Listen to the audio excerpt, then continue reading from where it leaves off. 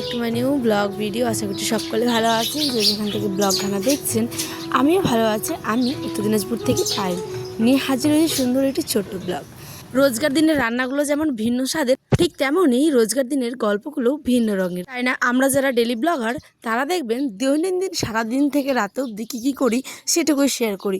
আর এই গল্পে আস্তে আস্তে আপনারাও জুড়ে গেছেন আমার নতুন একটি পরিবারের সদস্য হয়ে। সত্যি কথা বলতে আপনাদের ছাড়া আমার এই ছোট্ট চ্যানেলটি কিচ্ছু না।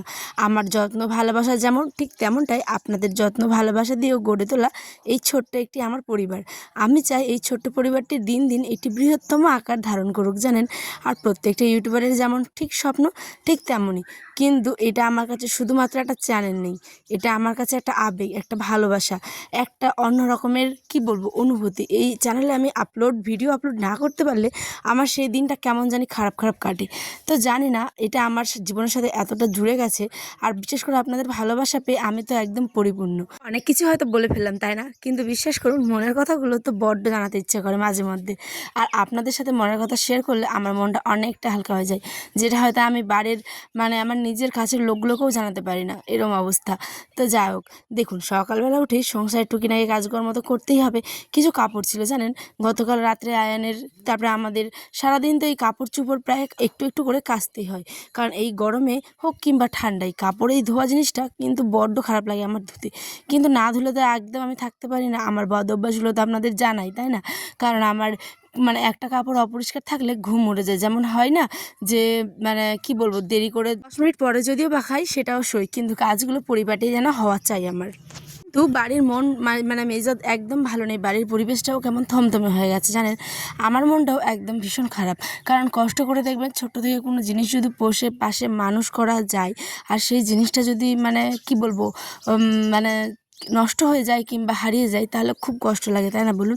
সত্যি কথা বলতে সে যেই হোক না কেন, মানুষ হোক, পশু প্রাণী পাখি, যাই হোক না কেন, ঠিক আছে, কষ্টটা কিন্তু ঠিক সমানই হয়। তো দেখুন, এই যে আজ আমাদের বাড়ির পরিবেশ থমথম কেন বলুন তো? আমাদের মেজো ভাসুর আর কি, যে মেজদা, তো ওনার ছিল হচ্ছে গিয়ে ছাগল। তো ওনার ছাগলটা কষ্ট করে সেই ঠান্ডা থেকে, কত কষ্ট করে যারা ছাগল গরু পোষেন গ্রামের লোকেরা, তারা তো জানেনই যে কত কষ্ট করে একদম পোয়াল টোয়াল বিছিয়ে ছাগল বাচ্চাগুলোকে রাত্রে উঠে গরম জল গরম দুধ মিক্স করে খাইয়ে দাইয়ে একদম যেরকম একটা ছোট্ট বাচ্চা পুষে মানুষ করে, ঠিক তেমনই কিন্তু ছাগলের বাচ্চাগুলোকেও পুষে মানুষ করা যায়। আর এই যে পোয়ালটা বিছিয়ে টিছিয়ে বেশ ভালো করে যাতে গরম হয়, তারপরে পোড় দেওয়া হয় যাতে তারা ভালোভাবে ঘুমোতে পারে, মশা টশা না কামড়ায়, সেই যত্নগুলো দিন দিন 6-7 মাস একটা বাচ্চাকে গড়ে তুলে কত কষ্ট করে তুলতে হয়, তাই না? আর আজকে তো সে একদম অনেকটা বড় হয়ে গেছে। তো আমাদের সেই খাসিটা ছাগলটা প্রচুর অসুস্থ, জানি না কি হবে, এত সর্দি করছে, হয়েছে, পায়খানা হয়েছে। সুপারির যে পেয়ারা পাতা সেগুলো খাওয়ানো হয়েছে, ডাক্তার পশু চিকিৎসালয়ে নিয়ে গেছিলো, চিকিৎসা করা হয়েছে, সমস্ত রকম কিছু খাওয়া দাওয়া, ওষুধপত্র, সিরাপ, সমস্ত কিছু কিন্তু ট্যাবলেট ঘুলে ঘুলে খাওয়াচ্ছে। তারপরেও জানি না বাঁচবে না মরবে ওইটা, ছাগলটা। তো এই নিয়ে একটা দুশ্চিন্তা, কত কষ্ট করে বড় করেছে, তাই না? আশাই তো করে সবাই, পশু পাখি হোক কিংবা যে কিছু আর কি বিক্রি করবে কিংবা একটু বড় হবে, তো সবাই আশা করেই করে, এটা লুকোনোর কিছু নেই, তাই না? আমরাও করি, আপনারাও করেন। তো এই কারণে ভালো নেই মন মেজাজ, তো সেই কারণে আমার ব্লগটাও আজ কেমন জানি একটু এলোমেলো, হয়তো সাজানো গোছানো পরিবারটা কম। তো জানি না কেন, এর আগের ব্লগগুলো অনেক ভালো আছে, আপনাদের হাতে একটু সময় থাকলে দেখে আসবেন। আমার যারা পরিবারের নতুন আর যারা ডেলি দেখছেন তাদের তো অসংখ্য ধন্যবাদ, আমি মন থেকে জানাই অনেক অনেক অনেক ভালোবাসা আপনাদের।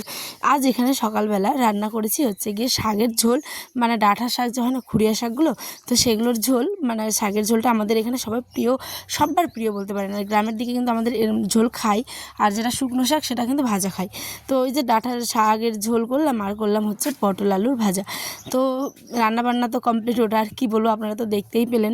এখন জায়গাটা পরিষ্কার করে নিচ্ছি, কারণ এই চাচাগুলো না ভালো করে তুলে নিয়ে একদম জল দিয়ে না ধুলে জায়গাটা তো অনেক মাছি আসে, আর আমি সেরকমটা পারি না। অন্যদিন তো ফিনাইল দিয়ে পরিষ্কার করি, ঠিক আছে। তো আজকে হাতে সময় কম, আর যাব হচ্ছে গিয়ে একটা জায়গায় আমরা। তো কোথায় যাব সেটা আগামী দিনের ব্লগেই আপনারা দেখতে পাবেন, যদি এবার যাই। আবার হ্যাঁ, আয়নার আব্বা আসবে হচ্ছে রাত্রে, এখন যাওয়া হবে কিনা সেটাও শিওর বলতে পারছি না, যদি যাই অবশ্যই শেয়ার করবো, আর না গেলে তো নেই, কোনো গল্পই নেই। তো এইখানটায় আমি জল দিয়ে ভালো করে আমার বারান্দাটাকে ধুয়ে নিলাম। আর হ্যাঁ, আজকে বহুদিন পর আবার ভাদ্র মাসের কাঁঠাল খেলাম। বলতে আমার শ্বশুরমশাই নিয়ে এসেছিলেন হচ্ছে আমাদের আমার মার্কেট থেকে পাশের একটা 50 টাকা দিয়ে ভালো বড় কাঁঠাল। সত্যি কথা বলতে ভাদ্র মাসের কাঁঠালের বীজ যে এরকম হয় আমার ধারণার বাইরে।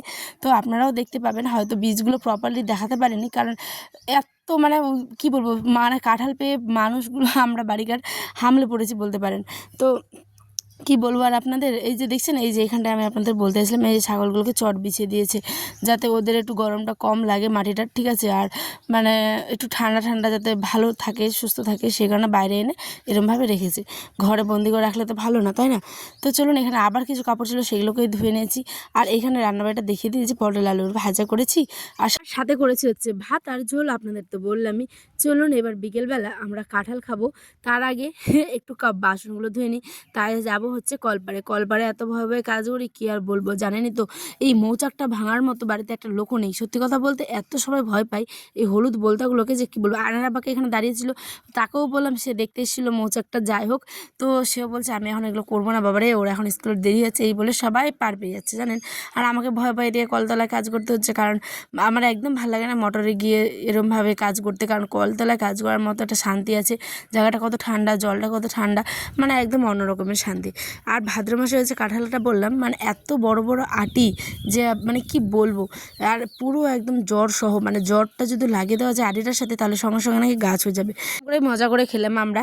তো আজ আসি, দেখাবেন ব্লগে, সকলে ভালো থাকবেন সুস্থ থাকবেন। মা দিয়ে কাঁঠালটা কাটছে, এখন যাই তাড়াতাড়ি করে খেয়ে নিই। দেখছেন গোটা লম্বাটা যে আছে কত বড় বড় এইগুলো জ্বরগুলো, আর ওই তো দূরে দেখুন জ্বরগুলো একটা ভর্তি হয়ে আছে। তো আজ আসি, দেখাবেন ব্লগ, আসি দেখাবেন।